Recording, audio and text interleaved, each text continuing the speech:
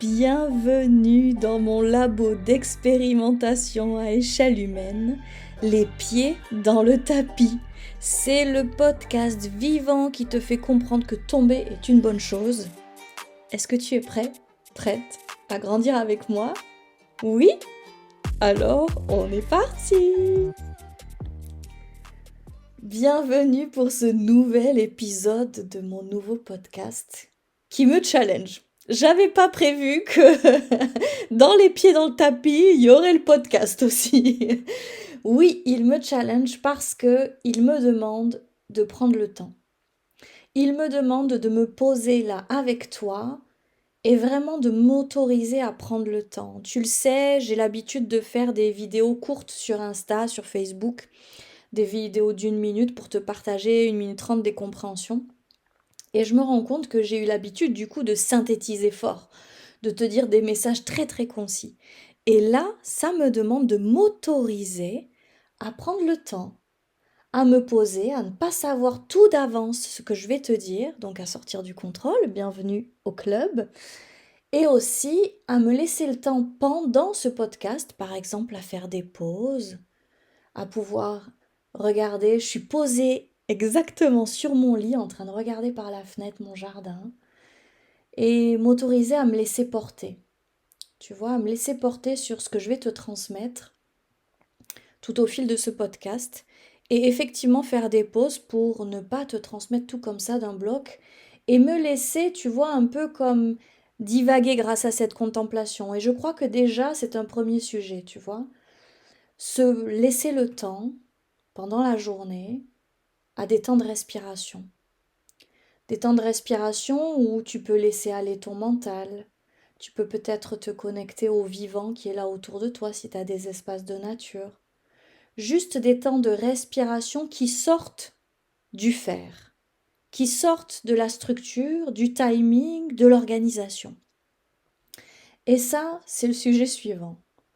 Depuis 2025, la vie me pousse, mais je crois qu'elle nous pousse tous à ralentir, à oser faire différemment de ce qui nous a été transmis depuis des générations et des générations. On nous a vraiment transmis ce truc du labeur, du faire, de il faut des heures, entasser les activités, se reposer c'est mal vu, la culpabilité est là, prendre du plaisir, du loisir ça ne se fait pas. Eh bien oui, bienvenue au club, si tu te retrouves dans ce que je suis en train de dire. Donc depuis l'année dernière, j'ai vraiment prêté attention à chaque fois que je forçais dans mon corps, à chaque fois que je voulais que les choses aillent vite, pour pouvoir déjà gagner un premier step de ralentissement. Et cette année, il y a encore autre chose qui se passe. Vraiment, il y a quelque chose avec accepter des temps de respiration et surtout des temps de plaisir. Tu le sais peut-être que je me nourris aussi, je comprends, je grandis au travers des séances que je vous propose, des constelles par exemple, où je vous accompagne, constellation.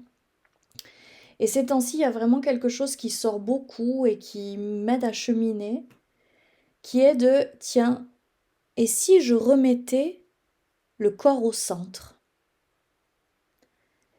Et ça me fait vraiment réaliser combien, encore aujourd'hui, malgré le chemin que je fais depuis une dizaine d'années sur moi, combien je construis mes journées, mes activités depuis un espace mental. Combien c'est difficile et vraiment laborieux pour moi de faire ce retour au corps pour choisir à partir du plaisir, à partir de la joie, mais aussi à partir de ce qui sera bon pour mon corps. Et si je pensais d'abord à mon corps, je me ressourçais, je le nourrissais, et ensuite je sais combien j'ai d'énergie à mettre dans mes activités, dans mon travail. Et si la priorité numéro 1 était la ressource, et non pas l'inverse, parce que quoi? Qu'est-ce qui m'a été transmis? Il m'a été transmis de travailler, travailler, et quand il reste que du temps, de l'énergie, je peux aller faire des choses pour moi. Je peux prendre peut-être du plaisir. La problématique, c'est que chez moi, comme je suis indépendante, je suis seule avec ma fille, Il peut y avoir la culpabilité, c'est-à-dire que je sais m'accorder du temps de ressources, et en même temps, il y a ce truc toujours qui est là dans les coulisses et qui empêche de vraiment prendre du temps et de se détendre pleinement dans ce temps que je m'accorde, qui est de oui, mais l'argent, comment l'argent va rentrer? Qu'est-ce qui va se passer si je prends ce temps de pause? Même si pendant peut-être 1 heure, je me l'accorde sans y penser, à un moment donné, ça réapparaît, ou après, la culpabilité est là. Et donc, je me suis rendu compte que ça ne permet pas à mon corps de se ressourcer pleinement. Parce que dans ces temps-là, je ne lâche pas pleinement. Donc, ce que je comprends en ce moment, c'est qu'il y a vraiment quelque chose pour moi avec. Par exemple, réserver de l'argent pour dire, OK, je peux dépenser cet argent-là pour ce temps de plaisir-là. Et comme je choisis de le dépenser pour ce temps de plaisir-là, je peux laisser de côté toute culpabilité et profiter pleinement, me détendre pleinement. Et ne pas être déjà sur le après, oui, mais ça va me demander de rentrer tant d'argent, etc. Non. Là, on marche à l'envers. Donc c'est vraiment, je fais le choix de m'accorder cet espace peut-être budgétaire ou cet espace de temps. Et je choisis parce que je sais que je peux me l'accorder. C'est possible. C'est possible peut-être par rapport à mes finances ou par rapport à mon temps disponible. Et à partir du moment où c'est possible, je l'accepte pleinement et je le goûte pleinement. Je me déploie pleinement dans ce temps-là que je m'autorise à prendre. Et tu verras, c'est quelque chose que j'ai expérimenté, plus je me l'autorise pleinement et plus ça me ressource et me recharge dinguement. C'est-à-dire que derrière, je peux faire des activités, mais puissance plus 10 000. Même pour le boulot, j'ai beaucoup plus d'énergie. L'autre chose que je voulais te partager, ah oui, dans ce podcast, il n'y aura pas de coupure et donc il pourra y avoir des temps de respiration. Parce que je pense vraiment qu'il y a une clé avec ça. Les temps de respiration qu'on ne s'accorde pas suffisamment. Et quand j'écoute d'autres podcasts qui peuvent être riches, je trouve que c'est dur. Quand il n'y a pas de temps de respiration, tu sais que les gens coupent au montage, mais j'ai pas le temps d'intégrer. J'ai pas le temps de sentir dans mon corps ce que ça me fait. Donc dans ce podcast-là que je te propose, il va y avoir des temps de respiration où tu pourras sentir dans ton corps ce que ça fait, ce que je te partage. Parce que l'idée n'est pas juste de te partager et que ça ne touche que ton mental. Non, l'idée est que ça puisse descendre jusque dans ton corps. Pourquoi? Parce que c'est comme ça que tu intègres et c'est comme ça que le mouvement peut opérer. Et que le changement peut se transformer, que tu peux sentir, ah mais oui, c'est ça que je veux vivre, par exemple. Ah mais non, plus jamais ça. Tu vois, ça aussi, ça marche. Alors j'ai perdu en route ce que je voulais te partager, mais c'est pas grave, ça reviendra. Oui, c'est un podcast unique. On a le droit de perdre ce qu'on voulait dire. Ça va revenir, il y a une confiance avec ça. Du coup, j'ai envie d'enchaîner avec la notion de plaisir. Tu vois, en réfléchissant à ça, j'ai pu vraiment sentir combien dans mon histoire, et puis dans la société, laisser place au plaisir, c'est plutôt mal vu. Il y a d'abord le travail, et quand il restera du temps, de l'énergie ou de l'argent, il peut y avoir du plaisir. Il y a une vraie culpabilité autour de ça. Moi, quand j'étais gamine, mon père, il avait un boulot physique en journée, et le soir, il rentrait, il allait bricoler. Le moment de détente qui s'accordait après manger, après s'être douché, c'était de poser sur le canapé avec nous pour regarder la télé, il tombait en 5 minutes, quoi. Donc en fait, il n'y avait pas d'espace de plaisir. Mes parents partaient, on partait très rarement en vacances au début pour des causes financières et puis finalement après parce que mon père il voulait pas. Ah, c'était un calvaire. Ma mère devait faire utiliser des stratégies pour qu'on s'autorise du plaisir, pour partir en vacances et profiter. Et encore quand on y était, mon père était en train de vouloir partir tout le temps. Donc tu vois, ça m'a permis de me rendre compte combien les espaces de plaisir, c'est pas vraiment autorisé à l'intérieur de moi. En tout cas, il y a beaucoup de croyances et de choses intégrées de par ce que j'ai connu qui vient dire hop, hop, hop, hop, hop, on se fait plaisir, mais pas trop longtemps. Et puis pas très souvent non plus. Ça n'est pas vraiment autorisé. Et puis mon père était ultra jaloux. Je pense qu'il l'est encore, enfin j'en sais rien. Et ma mère, je me rappelle, une fois, elle a voulu s'autoriser à aller faire de la gym. Et comme le prof de gym, je sais pas, il devait avoir au moins 30 ans de plus qu'elle, il doit avoir 70 balais. Mon père a été tellement jaloux qu'elle y est allée une fois, elle n'y est pas retournée. La peinture non plus, elle adorait ça, elle n'y avait pas le droit. Donc j'ai baigné dans un environnement où le plaisir, il n'a pas trop sa place. Il y a une priorité avec l'argent déjà, avec pouvoir être en sécurité financière, mais même au niveau de mes grands-parents, où finalement ils y ont réussi, mais où est l'espace de plaisir, tu vois, il y a quelque chose qui est interdit. Même aujourd'hui, ma grand-mère qui a plus de 90 ans, s'acheter un bon lit confortable, tu vois, ce genre de choses pour elle, non, on fait pas. Tu vois, on reste dans un vieux lit, c'est compliqué, il faut se battre pour autoriser ça. Donc, les espaces de plaisir sont complexes et la société nous renvoie ça. Il peut y avoir vraiment de culpabilité. C'est que si tu prends du plaisir, moi je me souviens quand j'avais dit que je kiffais pouvoir partir, etc. Et puis travailler, et puis en même temps prendre du plaisir. Ça va les vacances? C'était pas trop dur? Tu vois, c'est ce genre de truc-là. Quand je bossais, quand j'étais salariée, il y avait quelque chose où si je partais plus tôt, mais parce que j'étais venue bien plus tôt, il y avait encore personne au travail par exemple. Ça va, t'as pris ton après-midi? Alors je partais à 16 heures. Donc tu vois, on baigne dans une société où prendre du plaisir, waouh! Il faut se justifier, tu vois? Il y a une justification et puis il y a une autorisation à avoir déjà à l'intérieur de soi en fonction du temps que j'ai. Est-ce que je me suis bien occupée de tout le monde, la famille, etc., le boulot. Et puis en plus de ça, après, il y a le regard de la société, de la norme, de l'extérieur. Mais waouh, quoi! Et pour moi, il y a quelque chose de tellement à l'envers. Pour moi, il y a quelque chose là qui est en train de nous demander de nous autoriser à construire de nouveaux schémas, notamment en lien avec l'effort et le plaisir, avec la fluidité et le contrôle.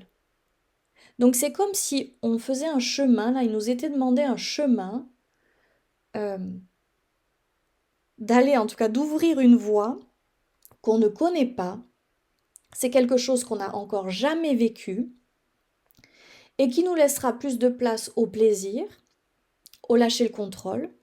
Peut-être sortir de quelque chose de viser énormément d'argent, peut-être venir à quelque chose de bien plus juste, aussi collaboratif, et qui permettra de profiter de la vie. C'est-à-dire on n'est pas là en train de bosser comme plein de gens le font toute leur vie pour gagner de l'argent, pour que tout le monde soit en sécurité et qu'un jour on puisse partir en vacances ou se détendre à la retraite, alors qu'on meurt à ce moment-là. Tu vois le truc? Donc c'est comme s'il y avait quelque chose vraiment qui nous était demandé avec construire un nouveau modèle qui intègre le plaisir. Finalement, qui intègre quoi? Le vivant, la vie. Et si nous nous autorisions à vivre en chaque journée? Et vivre, ça passe par, sujet numéro 3, l'écoute du corps.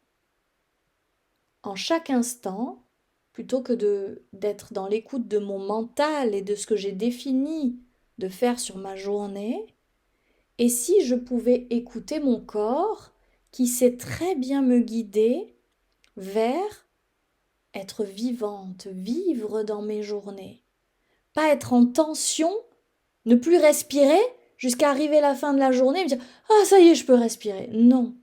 Et si je pouvais laisser place à la vie dans mes journées? Je t'invite à réfléchir à ça, à regarder comment tu construis tes journées, regarder ta respiration, est-ce que tu prends le temps de respirer? Est-ce que tu prends du plaisir dans tes journées? Est-ce que tu te l'accordes? Est-ce que c'est possible? Est-ce qu'il y a des temps de respiration qui peuvent être, par exemple, se mettre au soleil quand il fait soleil et écouter le chant des oiseaux? Quand il pleut, te poser, regarder la pluie tomber, te laisser bercer par ce son-là? Est-ce qu'il y a des temps comme ça? Ou est-ce qu'il y a plus quelque chose du faire? Tu vois, c'est comme s'il y avait quelque chose avec laisser plus de place à du yin, à notre énergie féminine, qui est capable de recevoir et de nourrir, de se nourrir, de nourrir le corps et bien évidemment le cœur aussi. Je crois que les nouvelles générations ont bien déjà mieux compris ça que nous, partent beaucoup plus en voyage, commencent par ça, ne font pas autant d'heures que nous on s'en demandait au travail. Et je crois qu'on a quelque chose à comprendre, à aussi se laisser inspirer par eux. Et peut-être prêter attention à chaque fois que nous nous traitons de feignants. ou à chaque fois que on est en train de se mettre une pression, non, j'ai pas assez d'argent pour plus tard. Se reposer, prendre du temps, non plus tard. Ça me rappelle quand j'ai fait ma formation de sophro entre 2014 et 2016. Ma fille à l'époque avait, attends, quel âge elle avait entre 5 et 7 ans. Et je me souviens que je faisais mes journées de boulot, il y avait ma formation, et quand je rentrais, c'était la course, et il fallait faire à manger, puis l'heure du coucher. J'avais un truc avec ça, je voulais absolument qu'elle dorme suffisamment pour se sentir bien pour ses journées. Et du coup, je rentrais, j'étais en stress, en compression. Et donc, la sophro m'a permis de me rendre compte que le temps que je lui accordais n'était pas du vrai temps. C'était du temps en apnée, où je respirais pas, où on profitait pas, on vivait pas ensemble. Et à partir de là, je me suis accordé des vrais temps avec elle. Et c'est encore là aujourd'hui, alors qu'elle a 17 ans. Des vrais temps. C'est-à-dire que les temps qu'on passe ensemble, ce sont des vrais temps où on n'est pas ailleurs. Et donc ces temps-là, à l'époque, c'était, ok, on ne peut jouer que 20 minutes par exemple sur la soirée ou une demi-heure, mais quand je joue avec elle, je suis vraiment présente à ça. Je suis pas en train de me dire, ok, il faut que je fasse à manger après, là il nous reste 1 minute, nanani, nanana, et demain, et tatati, tatata. Non. Je suis là vraiment en train de profiter avec elle pendant ce temps-là. Le téléphone n'est pas avec moi et je joue et je ris avec elle. Donc, peut-être pars de cet exemple-là. Et regarde si dans ta vie tu t'autorises des moments où tu joues, où tu vis vraiment, où tu goûtes vraiment, où ton corps il est pleinement détendu et épanoui. Prends le temps de voir ça et d'écouter ça. Ouh, je suis hyper contente de ce deuxième épisode. Il était différent, j'ai pris le temps, c'était bon pour moi. Oh, je suis tellement contente, ça résistait à l'intérieur de moi de prendre du temps comme ça là et de pas savoir d'avance et de vouloir contrôler. C'était trop bon. Oh, n'hésite pas, bien sûr. Alors je vais me nourrir avec ça, avec tes commentaires, ce que ça te fait. N'hésite pas à mettre tes résistances, ce qui se passe dans ta vie, parce que ça me nourrira aussi pour la suite, pour les autres épisodes, les épisodes qui viendront. Et puis, n'hésite pas à aller voir les soins qui sont à dispo sur mon site, qui pourront peut-être t'accompagner dans ce retour à toi. Il y en a un retour à soi, il y en a un sur la douceur. Et ça m'appelle bien là de pouvoir en proposer un là, sur le mois d'avril en lien avec le corps, pour pouvoir dénouer tout ce qui empêche d'être connecté au corps, de l'entendre, tu vois, de pouvoir justement vivre pleinement avec lui. Voilà. Je te dis avec une immense joie à très bientôt pour de nouveaux pieds dans le tapis.